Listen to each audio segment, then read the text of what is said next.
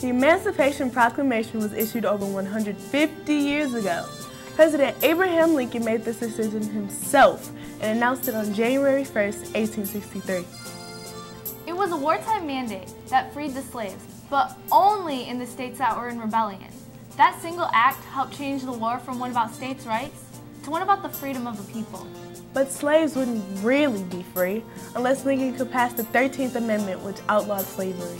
He knew he had to convince the nation to pass the 13th Amendment. In this country's most trying time, President Lincoln did what he believed was the right thing to do, to win the war and reunite a nation that had been ripped asunder. In late '64, when it seemed fairly evident that we would win, even though it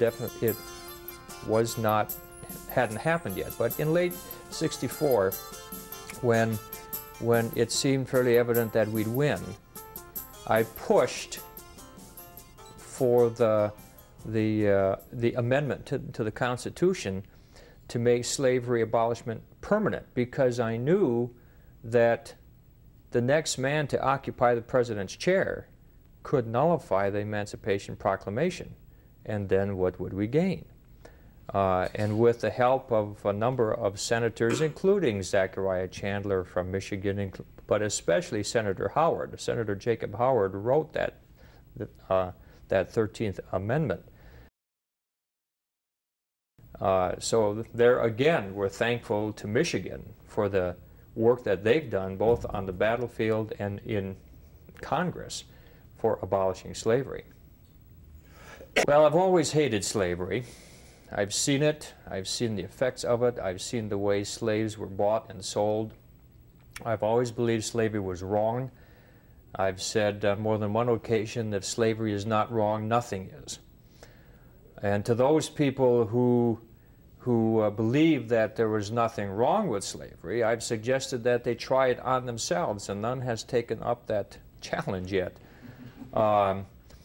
The dilemma that I had as far as what I could do from a legal standpoint was quite difficult, because what I believed in my heart I couldn't do really legally, because the slavery institution was a state issue. There was nothing in the Constitution that allowed me as president to abolish slavery.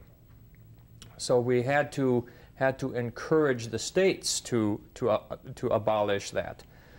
What we were trying to do, really, not so much to abolish slavery in the states where it already existed, but to prevent its extension into the territories. My belief was that if we could do that, slavery would ultimately become extinct in the states. Now, of course, when I won the election, many of the southern states, of course, seceded because they were sure that I was going to abolish slavery, not realizing that on a legal ground I couldn't do that. And then, of course, you've got the radical abolitionists in the North who want emancipation right now. And I could understand how they felt, because I liked it myself. However, because I am bound to protect, defend the Constitution, according to my oath, I couldn't do that. But they were clamoring for this emancipation order. But from a political standpoint, I had the border states to be concerned about. If we were to issue an emancipation order right away in 1861, I am convinced we would have lost Kentucky, we would have lost Maryland and Delaware and Missouri too. And then where would we be? All those states would be fighting fully for the South. If we would lose the war, what would we gain by issuing the emancipation order when we did?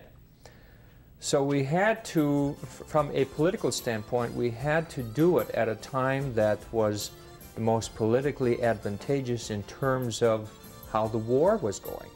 By the time we got to September of '62, it seemed pretty solid that we were in control of much of the state of Kentucky, of Missouri and Maryland, and Delaware and such.